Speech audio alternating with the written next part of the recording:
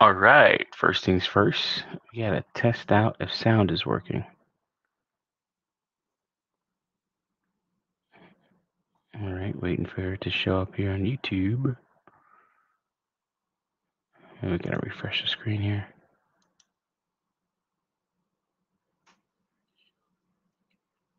Perfect. All right, great. So it's here.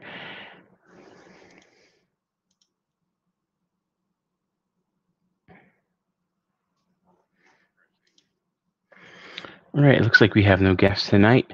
But anybody watching the playback, I appreciate you listening and watching. Tonight, we're going to add a little bit more logic to the PowerShell script that we were working on last week, Thursday. Um, Welcome to the Obfuscate stream. This is a stream that I will be doing on a regular basis, Tuesdays and Thursdays at 9:30 p.m. Eastern. Uh, Next week, though, I may be out of town, or I will be out of town. I'll be going back home for a little bit and just helping out in the office at my day job, just because we have quite a few things going on, and I wanted to make sure that I help out the team down there. So for this, for tonight's project, the question is, what happens if you have to do multiple things with a script, and a script has you know, it may have a special purpose. It has to do more. So, for instance, we have an issue with our script where it needs to do this when it's on maybe a USB device, but then it needs to do something different when it's on not on a USB device. So it's like, okay, if you're running the BYOD or bring your own device script, if you're running that when via the download, or if you're just running that, on a USB drive so that, it doesn't do certain things. So we have different scenarios for our script, but we don't want to write multiple scripts. So if we have 5, 6, 7 different scenarios, well, we want to try to turn that into maybe options or something like that. So the best way to do that without obfuscating things, making things more confusing, more complex, is by just adding a little bit of logic. And sometimes your logic can be a bit of obfuscation as well. But with this, we're trying to make it to where it's a little bit easier to deal with and a little bit more portable and kind of like an all-in-one deal here. So actually, let me do this here. And let's see if I could do the same thing here. No, I cannot increase. What? Weird.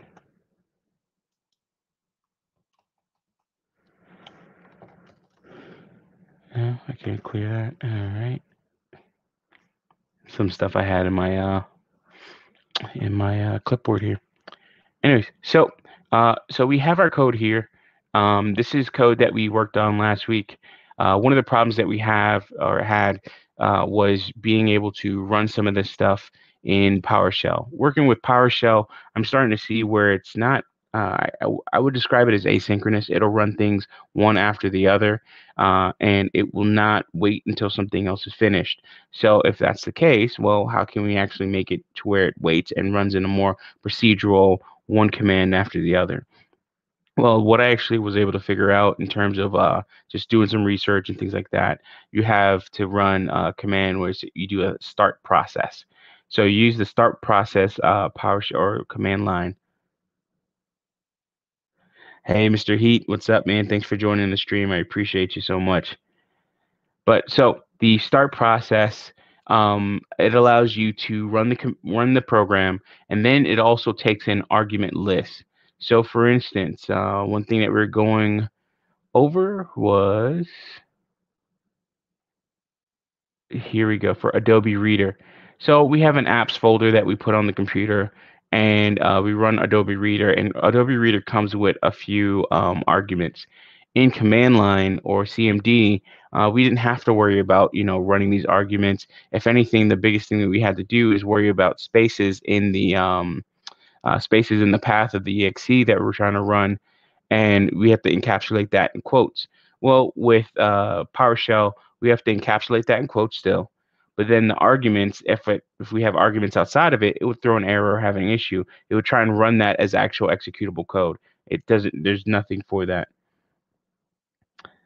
Yeah, I have a love-hate relationship as well with PowerShell.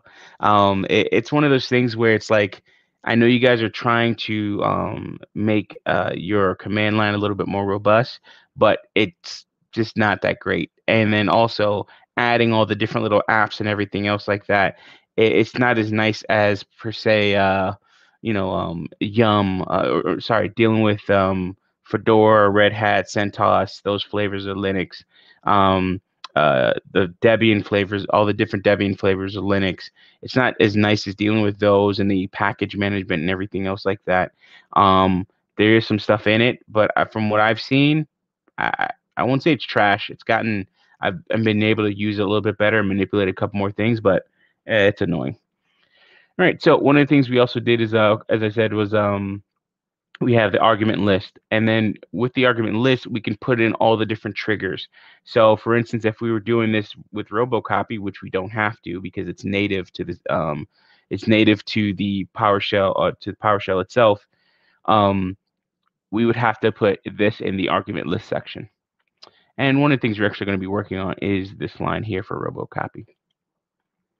All right, and then the last thing is the wait command. That makes it run in more of a procedural fashion instead of an asynchronous fashion.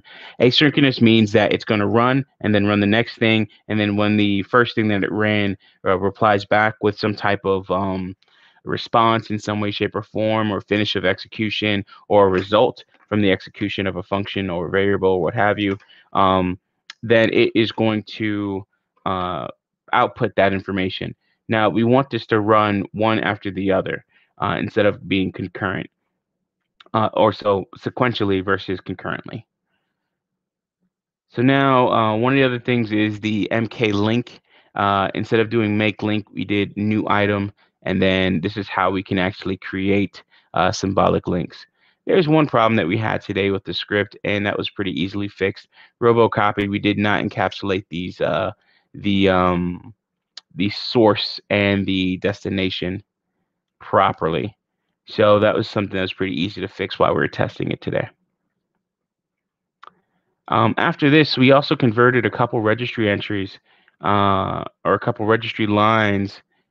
Instead of using .reg files, we went a little bit further and got rid of the last bit of registry entry files that we had, and now we're directly working with the PowerShell CMDLit API or the Microsoft registry API in the operating system, and now we're creating these registry entries through this script here.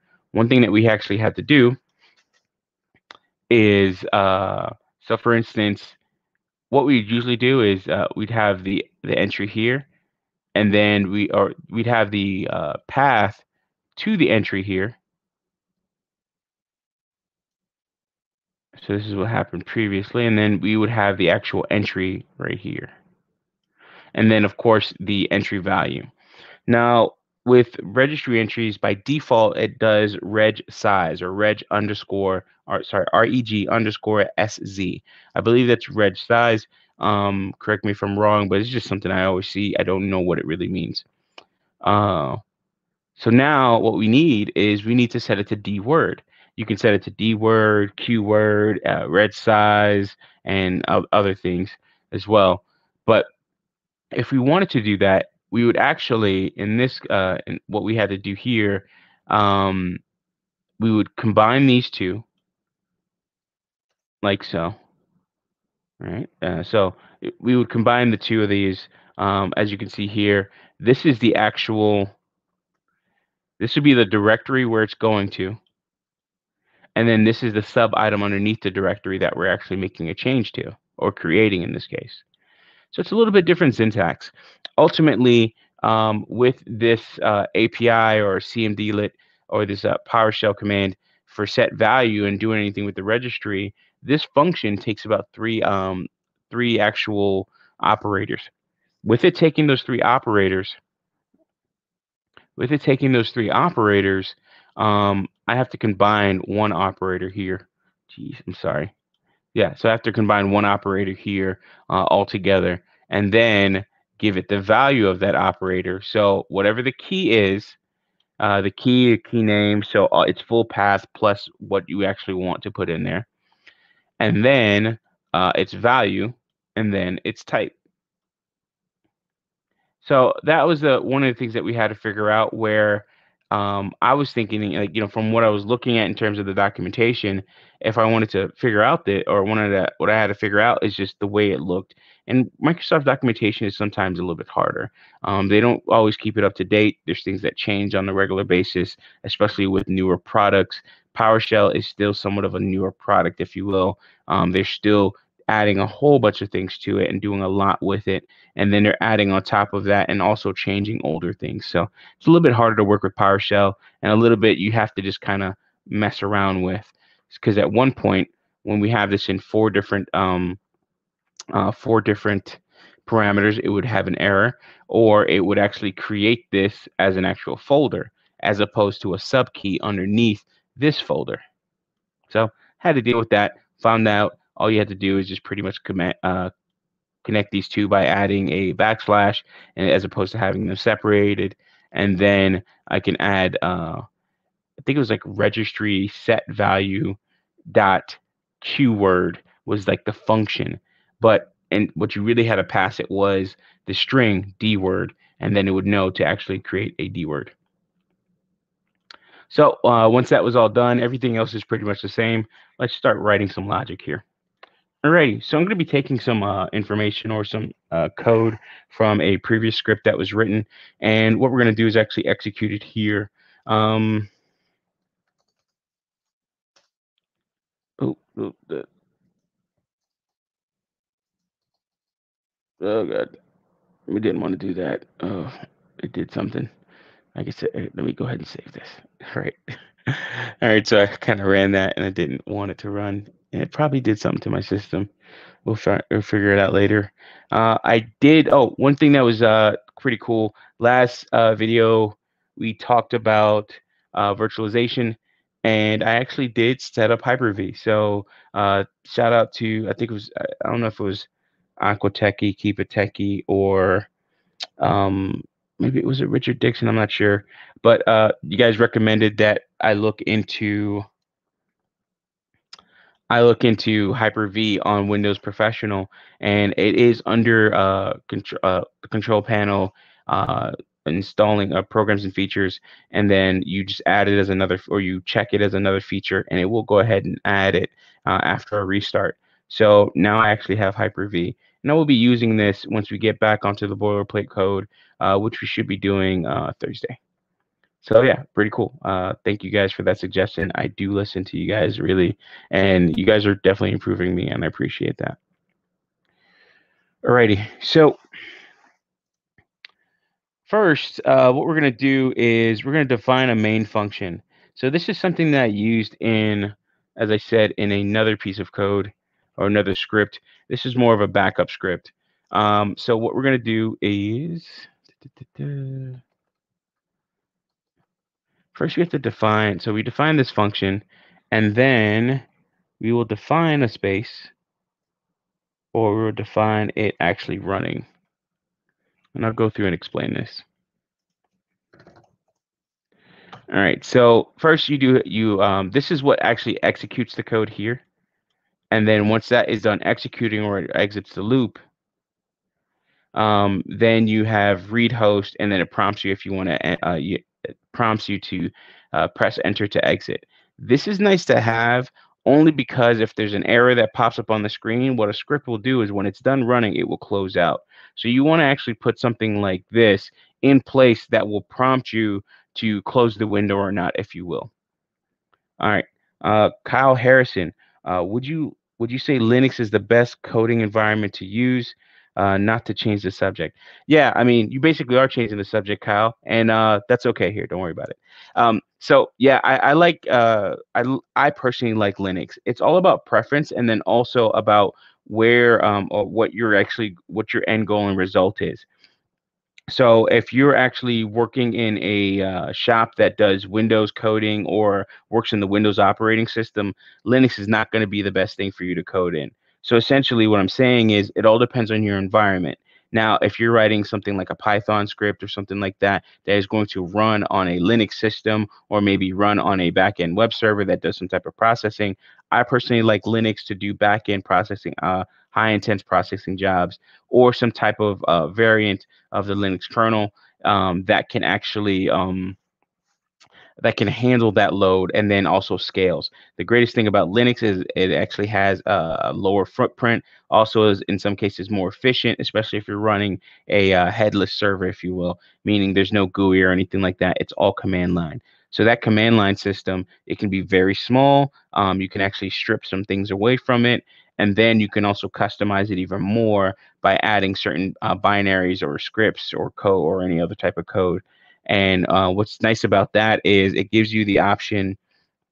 Let me put this question up on screen. It gives you the option to do a little bit more in terms of versatility. So even if you're producing things that will go to Windows or anything like that via a web API or something like that, it can do that. If you have an API that ingests data, processes it, writes it to a database, then it can do that. So it all depends on what you're doing with. Personal preference, love Linux, fuck Windows, only deal with it when I have to. All right, so moving on. Good question though. And thank you for that. I really do appreciate, the engagement that you guys are giving me, and you guys give me stuff, so that's like really cool. All right, cool. So first, we're gonna go over this function here, where we're doing make choice. Now, as I said, this is a backup script that I've written previously. So what we're probably gonna do is YOD. We're gonna change this to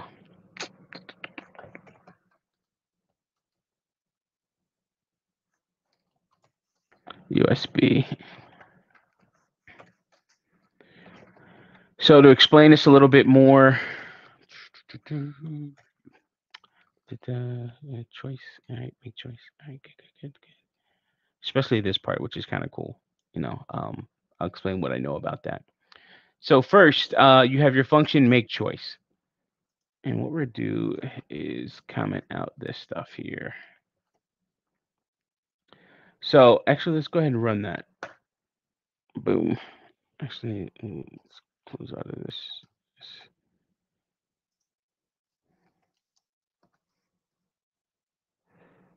Give you guys, I don't know of the Windows version of the clear command or anything like that, but we'll figure that out in time. So cd downloads BYOD dash test.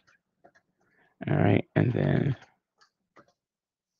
All right, so we went ahead and executed our script. One thing we do so we can actually run a PowerShell script without any execution restrictions is that we do PowerShell -no profile -execution policy unrestricted. The reason why I don't just do this and set it up on my computer is because I always want to maintain a little bit of security. So someone, if they hack my system or something like that, they can't just go in and run a PowerShell script.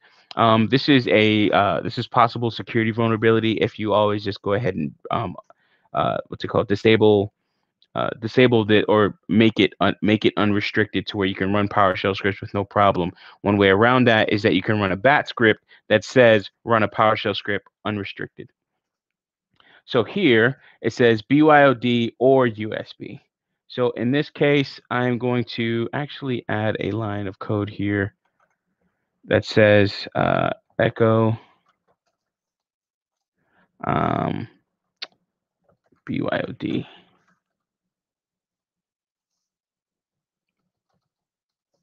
BYOD. There you go. I'm going to go ahead and copy that and do USB. Oh, USB. All right. I'm going to run that script again, BYOD or USB. I'm going to choose B for BYOD. Now, one thing I'm going to do is actually choose capital B. And that runs all the same whether I choose, yes. That runs whether I choose capital B or lowercase b. And I programmed it to do that. Now, the way it works is it takes your choice and it does what they call read host. Read host will actually read the actual command line itself. and it'll read what's actually going on the CLI, and it'll read that information and put it into a variable. So you prompt it, so dash prompt, and it will ask this question for you. And then whatever you enter, it'll actually assign that to the variable choice. Now in Linux or Bash, I should say, in Bash, this would be read line. We did this in the first obfuscate stream where we did read line, and with read line, it took in information about the what the person entered on the command line and asked a series of questions and did all that, collected those into variables and did a little bit more. Now I did more to that, and I'll be able to show you that, guys. Show you guys that on Thursday. So now we're actually going to do some logic. So this is where the logic comes in. We're going to have we define an if statement in our main function here. So we define this if statement that looks at the choice, and then Windows or a PowerShell, even command or CMD or DOS, whatever you want to call it. I'll call it CMD. PowerShell and CMD, they use this is their equality operator. So in Linux, or sorry, in Bash and Node.js, you'll do equal equal as your equality operator. If you wanted to compare two strings or two values, if you wanted to compare two values and see and also compare the type, you would do equals equals equals. But if you just do equal, that's for assignment. But double equal is for comparison to see if they actually have some sort of equality. Triple equal is equality plus type equality. Now, in this case, I am doing equal, like EQ by itself. If I did EQ by itself, I would have to put in a big B, right? So if I did equal, did big B, case insensitive match. That didn't work how I expected it to. Now let's see if it's right. It works all the same. So I was wrong about that. So if you want to actually do, and I think this, oh, yeah, I think I read this. So it will equal it. If you wanted to do an exact equal, it's something else. I forgot what it is off the top of my head. But if you wanted to do a case insensitive equal, so I EQ, so that means it's case insensitive. All right, let's actually look this up just to make sure, because sometimes I don't really like to get things wrong on stream like that for you guys, just so I don't give you wrong information. So I have no problem looking these things up live. Wow, that is a cool picture. As always, guys, I always tell you guys, get the ArtStation plugin. It is an excellent picture right there. All right, so we're gonna look for Windows equality. Windows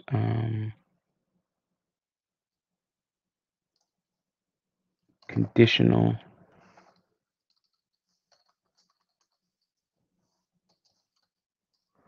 operators.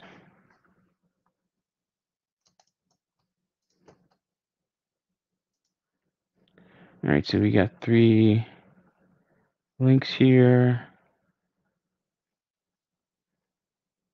Shorthand operators. No, this is not what I'm looking for.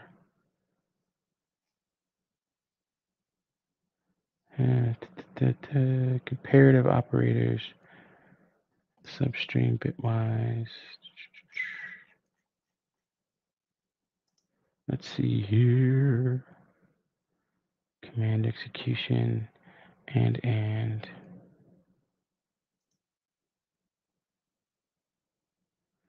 comparison operators equals.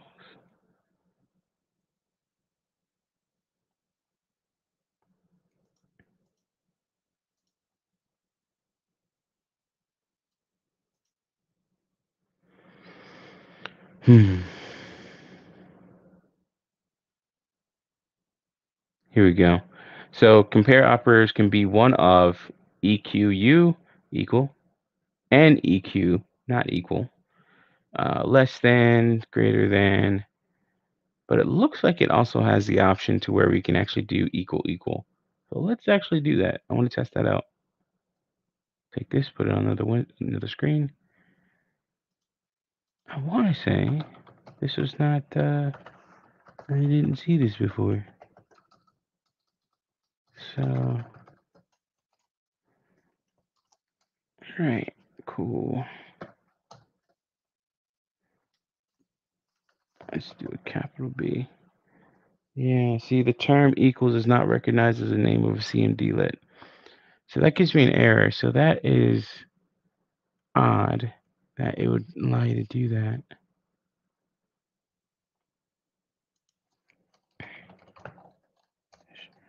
IEQ. Da, da, da.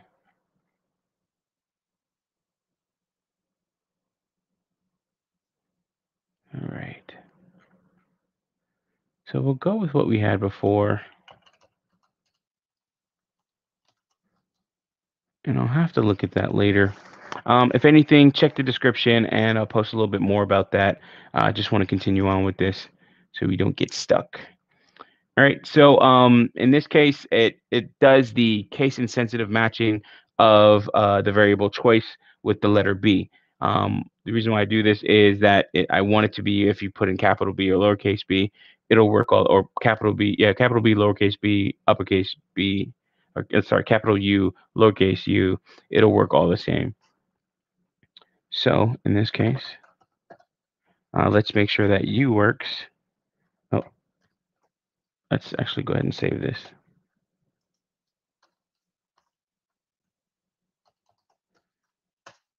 All right, and then if I put in U and USB, great. So now what we're going to do is write a function. The only problem I have is how do I pass parameters to PowerShell functions? So let's look that up. PowerShell functions pass parameter. Okay, so from the looks of it, all right, so yeah, parentheses. So I can pass choice if I need to the function as necessary. So function is not yet for sure, but okay. How do I pass multiple parameters? Let's look at this article here. Yeah, okay. So param function, first number. I don't like the way that was put. So function type param. So you actually have to put the parameters within the function. So function name argument 1, argument 2. Oh. Guys, this is why I talk about syntax, learning syntax over learning or sorry, learning logic and syntax is what's important. So once you learn logic, then all you have to do after that is worry about syntax, which is weird because this is different in two different places. So screw it, we'll go with this one because I know this one here. All right, cool. Jeez, they want me to they want me to buy everything off their website. So in this case, I'm going to create a function. We're going to call that call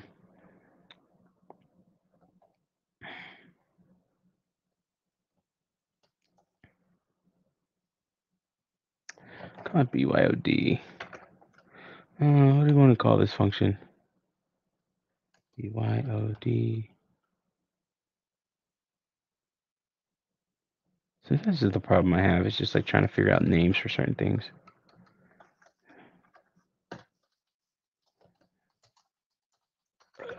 Spelled the keyword wrong. We'll call it steps. No. We'll call it task. Task takes um,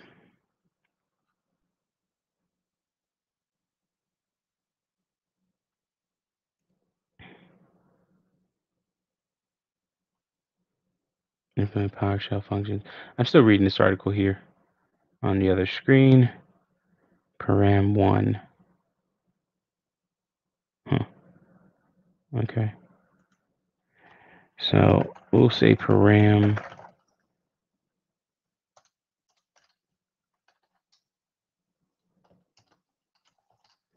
We don't want to mess things up here because I usually like to have, even with my parameters, I like to have multiple variable names. So actually, or different variable names so things don't get too confusing, because choice here is not the same as choice within this function. Although it's the same value, it may not be the same thing exactly. So it's something that I like to do, is to just make sure that, hey, this is a different variable name that is somewhat close. So in this case, we will choose C. And then what we're going to do is, to test that C is actually coming through and being passed, we're just going to echo it here. So if I do echo and then C, let's close out our function. Also, let's go ahead and do a multi-line edit by doing pressing Shift Alt and give this an extra space. And then go ahead and close out our function. As you can see, once we close out the function, we have this nice little line here, or this nice little thing here that allows us to collapse that function as needed. And that's in the ISE. I don't use ISE all the time or anything like that. I usually write this stuff in Notepad++. I'm using ISE a little bit more, one, just to discover things and get a little bit better at it. So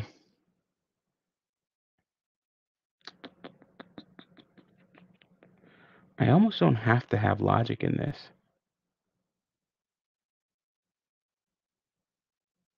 Huh.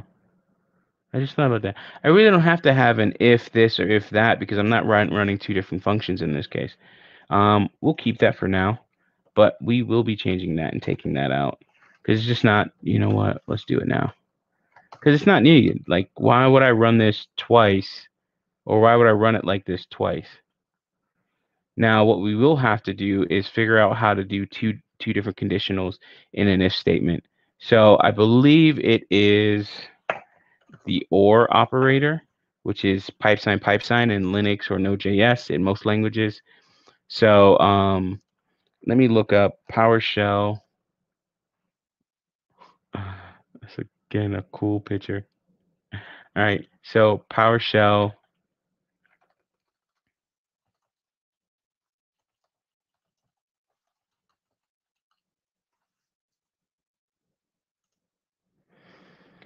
So we're gonna look up our conditional operators, and let's see, like, so it's like, I'm looking for something that's just popping out at me here. Logical and comparison. So, oh, okay. So comparison is match, like, also EQ greater than. Okay, that's something new. That's kind of what we already did, but there's different ways of doing that. And not assignment, arithmetic, urinary. All right, so split and join, or, oh, that's a lot. So I'm looking for the logical OR operator.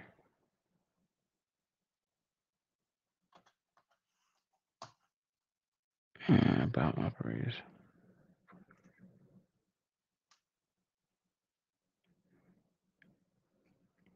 It looks like a ternary operator, so that's cool. Ternary operators are a great way of writing kind of like inline if statements. So you only give it two options.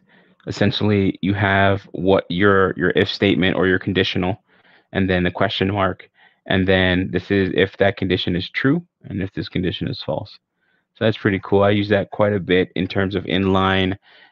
One of the words I was looking for last stream was template literals.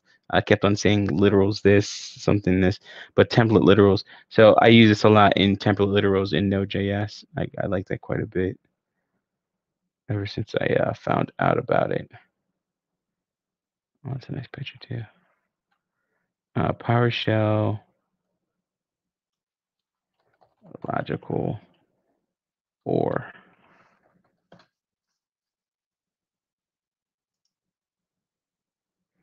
There we go.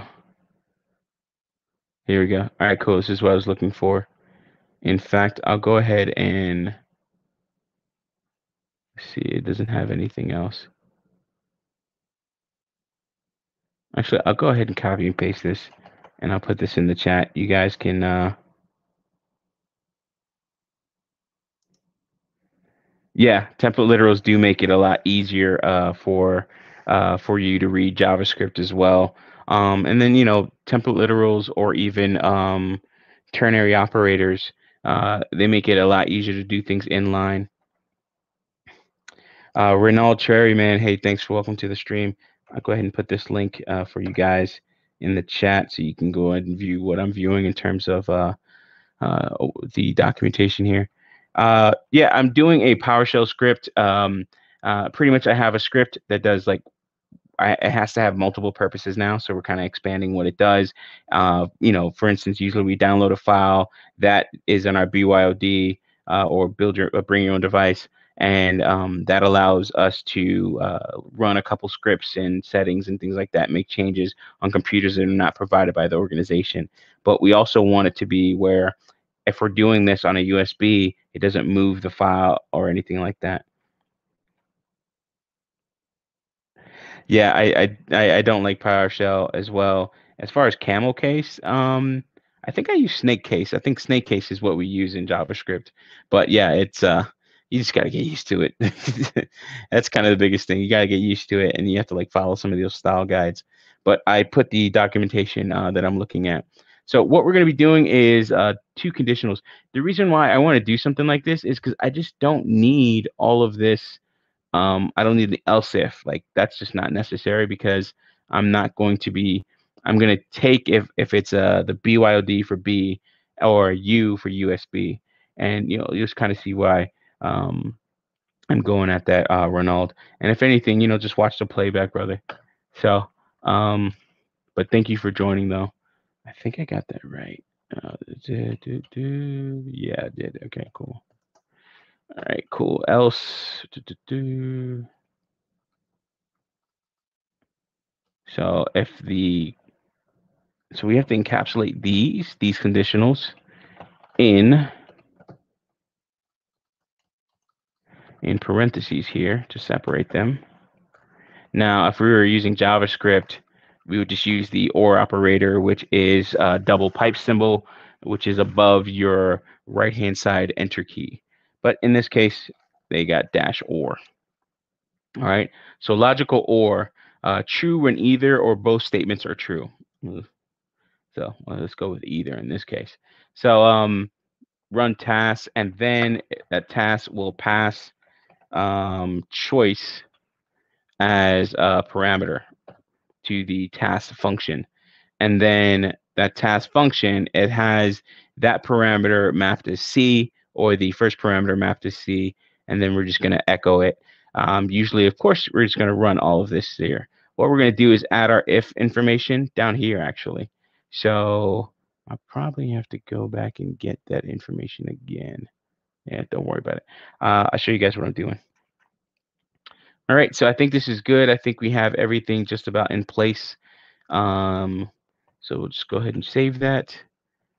And then BYOD script, run B. Great. So it did exactly what we said or what we wanted. It's doing the same exact thing as it was before in terms of functionality or in terms of output or result. But in terms of functionality, it's doing it differently. So I don't need that if statement at the beginning anymore because I don't need to if this run this function, if this run another function. No, we're going to run both the same function. The only reason I have this if statement is for making sure that uh, checking and sanitizing input. So you can do if statements to sanitize input.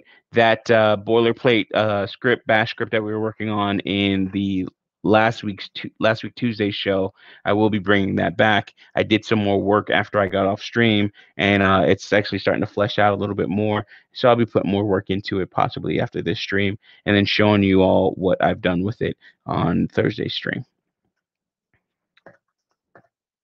All right, so in this case, let's go ahead and put in something that is not an option. So in this case, I can put in B or U. Let's go ahead and put an I. Oh, I is an invalid choice. It's going to ask us to do it again. Now, what we did is if your choice is either B or U, then run this one and pass the variable for choice to the task function.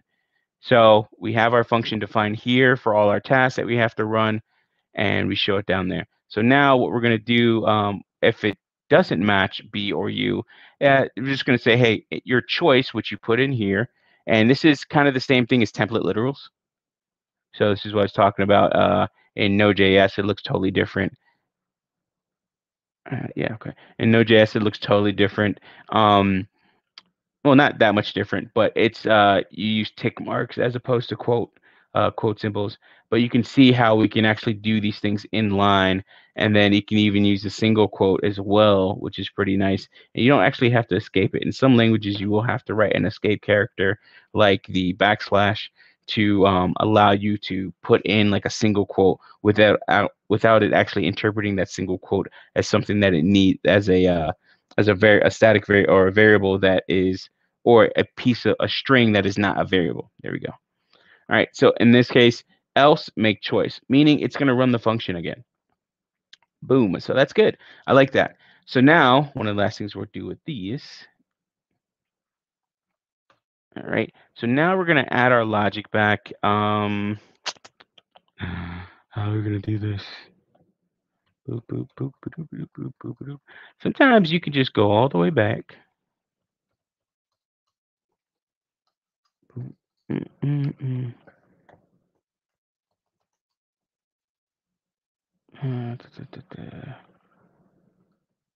Yeah, you can go all the way back and then go all the way forward. So in this case, I just went back, copy and pasted the code. This is where we're going to have that if statement. This is where B or U actually matters. So, and then we're going to change this variable choice to be something else.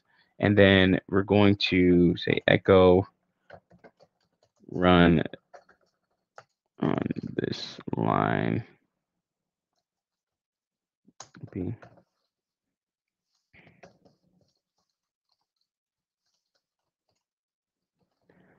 All right, cool. So else if you, now we can do this and get away with it instead of having like an actual else statement, like if B, else this. I believe we can get away with this. We'll see.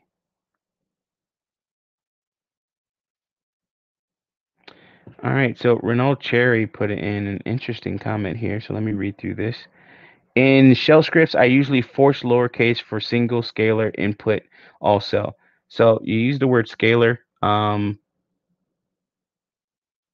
have a problem with that word only because I'm trying to like think about that word.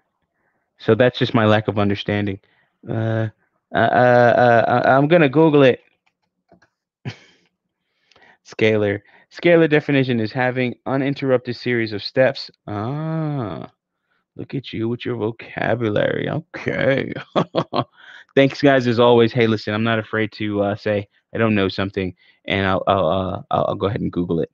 All right. So Pearl days. Yeah, so like when you said scalar, I was like, yo, is that like a language thing? So yeah, but what I did, and I explained this earlier in the stream, is I use I for like, so it would be case insensitive. So therefore I could put in uppercase B, lowercase b. But then one thing I noticed, which is kind of like egg on the face here, is that if I even took out that I, it's still like either like it automatically lowercased it for me, or it's still actually, in terms of the string comparison, it still made that comparison and knew it was the right option. So I thought that was weird because I know this is something that I actually had to go through and get right and wanted to check.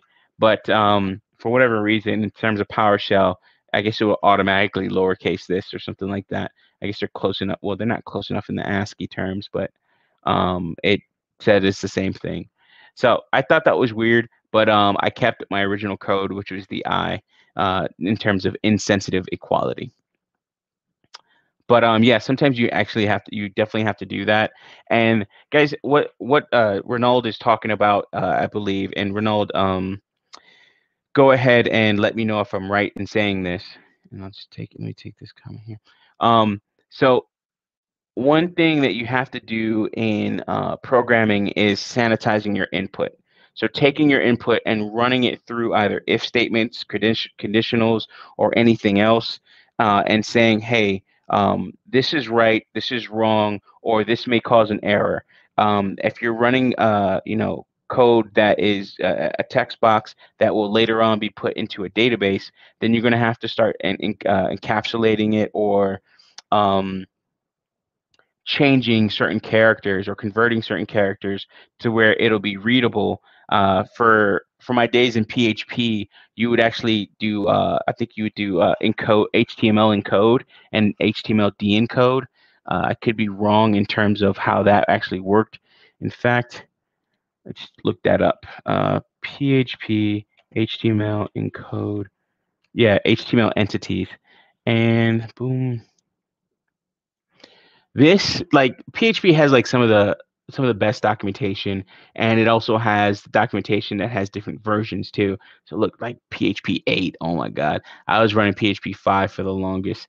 But what you have to do is actually take look at your input and then take your input and sanitize that input. You do the sanitization because you don't want your backend program, backend database, or other function or something like that. You don't want that to actually get that bad data. So you sanitize it as best as possible, and that makes it safe. One thing you would do with HTML entities, convert all applicable. I have to say it like that. Applicable characters to HTML entities. What that would do is change certain things like a caret symbol greater than, less than, or even spaces in some cases, not really, but spaces in some cases, it would actually change that to something that works in a URL or in your browser here at the top. So for instance, you'll see sometimes a space, I believe, is %20. So %20 actually works, will be decoded as an HTML space. That is just something that is a part of, I guess, the HTML standard, or sorry, the like, I guess the browser standard. But that, sorry, not HTML, but HTTP standard. There we go. That's a part of the HTTP standard. But what this does, it will actually go ahead and convert, like, all right, so we'll convert double quotes and leave single quotes alone. So you can do different things and pass it different strings. But essentially what it will do, let's see if we have an example here. All right. So it takes this string, boom, here we go. So this first example, a quote is these characters here, right? But what it does, it actually outputs this information and it actually outputs the quotes as this symbol here. This is actually a shorthand, so or a bit of a conversion. So for instance, an actual non-blocking space, I forgot what they call these, but if you have ampersand NBSP colon, then that actually will convert to a non-blocking space. Sometimes you have to do that with HTML when you're working on front-end code. You have to do that so that you can make sure that that space actually shows up. HTML, or when HTML code is rendered, it actually when HTML code is rendered, it'll actually get rid of spaces in some cases. So if you have like 20 spaces, so you can space something out, to make sure it stays there, you actually have to put in this type of syntax, which is ampersand NBSP. And you can actually find that on W3 Schools. All right, NBSP. Let's see. All right, HTML entities. So you have a myriad of HTML entities and what it actually turns out to be. So you have the entity name, and then you also have its number. So a single quote, quotation mark, apostrophe, is this is its name, and then this is the entity number. So these are things that you'll like learn over time. So yeah, Renaud, I definitely somebody that's been in the trenches. Yeah, Yen PHP that would help a whole class of injection vulnerabilities, and that's true because what you would have is like I think your %27 attacks, if I'm not mistaken, but you would have these HTML or you would have these strings if you do not encode them properly, they can actually cause issues on your backend database and possibly dump your database and its information. So those are things that you actually have to worry about. And this is why we sanitize all the information that's coming in. We're getting close to the end of the stream and I went off on a bit of a tangent, but I think it's definitely something that you guys need to get into. So I'm going to put this in the chat as well as I'm going to put this in the chat as well for PHP. All right, so people watching the playback, I'll also put that in the description. All right, so let's take this off and put it on the other screen here for me. So there's not much else that we have to do to this here because it's just going to run all of this. The biggest thing that I'm actually trying to do, and I know it's very simple, but this robocopy line, the problem is if it's actually, sometimes you write a script that will actually clean up after you. So one thing I do is do a / move. It'll take that apps folder that's in the BYOD folder, which is something that we download as a self-extracting or self-executable or self-executing 7-zip file, and then that 7-zip file creates the apps folder and dumps that into a directory, and then it also creates 2 scripts, or it also extracts 2 scripts. Now I run the first script, which is the 0 script, which will run the second script, which is the 1 script, as you can see in the name here. And we do that to avoid any vulnerabilities or disabling. Let me take this off here. Sorry. We don't want to disable some of the PowerShell script restrictions.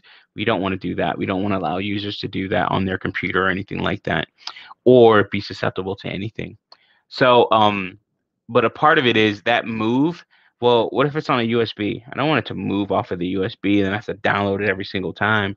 So one of the purposes that we want to do in terms of expanding the usefulness of this actual script is by go ahead and run one version of this robocopy and run the other version of the robocopy. So we'll do move. And so if it's on USB, no move. Literally, that's the only reason we're doing all this logic. The joys of programming. All right, so no matter what, which destination will always put the attribute to hide that folder, and then everything else is the same. And then what this does, it lays the framework or the groundwork foundation, if you will, so that we can add even more logic later on. But now this is something where I can actually choose it and say B or U or something like that, and then it will actually properly it'll run the proper command, the robocopy command that we're going to be using here. So I'm going to get rid of this line here to make sure it doesn't show up. And then I'm going to keep this commented out because I don't want to move anything right now. I can always test it by renaming the folders, but we'll leave it for now.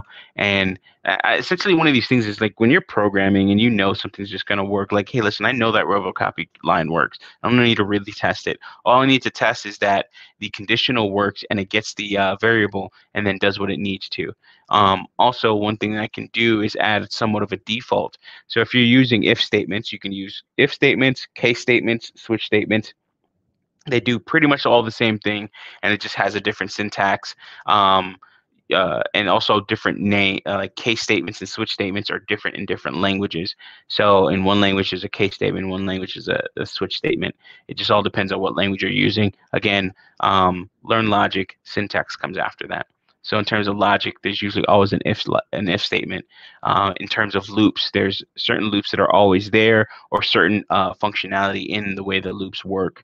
So if you're using Go or something like that, they don't have a while loop. They just only have a for loop, which is kind of crazy, but it's you just put different parameters in there, and it goes from there.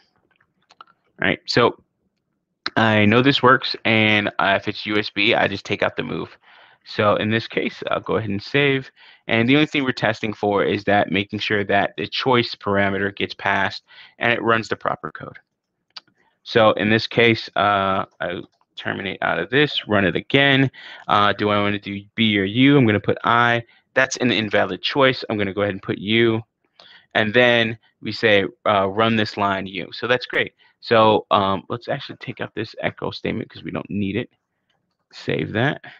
It's going to prompt us to exit, or else what it would have done is exited itself with no further prompts or anything like that.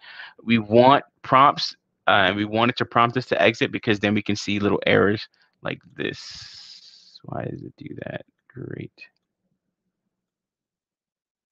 All right. So yeah, we can actually see this error here. And we want that in terms of like troubleshooting our script or users reporting back any problems. Or if we're doing this ourselves when we're running on the user computer, we can actually go ahead and see what's going on. And this code, before we actually deploy it, will be peer reviewed. And then also usually during meetings, regular meetings that I have with my department, our manager will give us time to go over new things. So one of the new things that we'll probably go over in the next meeting or next week's meeting, or even an impromptu meeting, is to go over this new way of running this script, and then we'll go ahead and deploy it. And so once everyone knows what to do, and go from there. So it's important to let other people know, because obviously it's like you don't want them to find out like, hey, this is running differently. How do we run it? So let's go ahead and, all right, so prompt and runs the PSU file. I want it to do USB, run this line U. All right, cool. So that's pretty much it. We added logic, very simple. The biggest thing is just me talking my head off here, so I apologize for that. But I go over a lot with you guys and answer any questions, so I'm here to help where necessary. So in this case, what we'll do, since we do not need that line, we are going to make sure we indent our line just for better readability and just quote unquote cleaner code. But yeah, that's pretty much it. Now it's going to run that robocopy command and move it wherever we need to. Now, this has to be peer reviewed to make sure there's nothing else. One other thing that actually we'll be going over and trying to learn here, and I'll end the video with this, is taking this script. We have the lgpo.exe. It allows you to make changes to the local GPO on a computer, but that is an actual file that we actually have to send in the apps folder for our BYOD script. And what we do is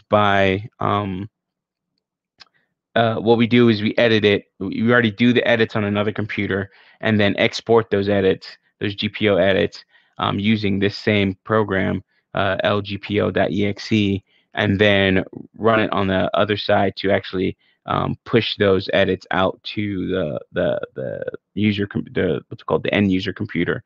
I want to try and make all that into PowerShell. So there's a couple things that happen in here. A couple things that happen, and one of the things is setting the screen timeout or inactivity timeout, so that it actually puts the screensaver on, and that screensaver will prompt for the user password, and then also other things in terms of maybe even the system name, or actually not the system name, but user level and machine level group policy objects or group policies that we want to apply to that system. So I actually want to go ahead use PowerShell to edit and modify the GPO. So I got to figure out how to do that. And that'll be something that you guys will see maybe on the next time that I actually put the script out there. But that's pretty much it. I try to only do these streams for an hour so I don't go on too long. I've done 2 hour streams before, hour and a half stream, I should say. But guys, thanks as always for your engagement. This is always good for the channel. And then it's good for me because, Ronaldo come in here and use big words that I have to look up. But that allows you all to learn a little bit more, and then we can actually talk a little bit more about these different subjects. So as always, thank you guys a lot for listening to the stream. Ronald, I appreciate the good stuff comment there. And you guys have a nice one. And I'll see you guys Tuesday, 9:30 p.m. Eastern. All right. Peace.